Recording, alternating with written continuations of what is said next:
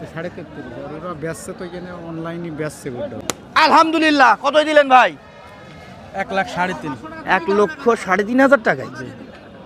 কি বলেন, 1,3,500 টাকায়? সস্তায় তো দিয়ে দিয়েছেন। হ্যাঁ, কতই দিলেন? কে কিনলো?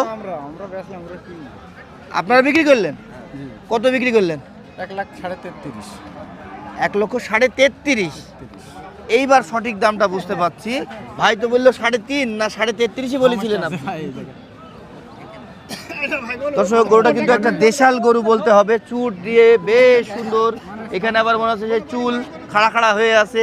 সমস্যা আছে গরুটা, ওরা তো বেচ, ওরা তো এখানে দাড়ি বেচে ফেলছে, বুঝলেন? এখানে কত দাড়ি ওরা বেচে কত ফেলছে। বিক্রি করেছে? কিনলো আমরা বেচলাম 1,33,000। 1,33,000 বিক্রি করলে না? আচ্ছা আচ্ছা। 33,500 আর ওরা বেচছে তো এখানে অনলাইনে বেচছে গরুটা, বুঝলেন? ও আচ্ছা আচ্ছা আচ্ছা, ওরা আবার অনলাইনে বিক্রি করবে। ও তাই না? করে আছে বেচে ফেললো।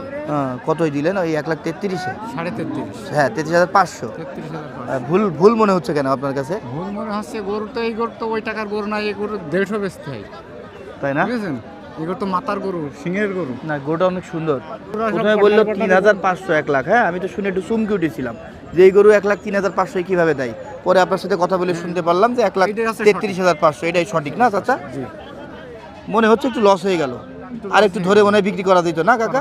কয়টা নিয়েছিলেন আজকে? দুটোই বেচে ফেলছে। দুটো বিক্রি করে ফেলেছেন। লাভ হয়েছে তো?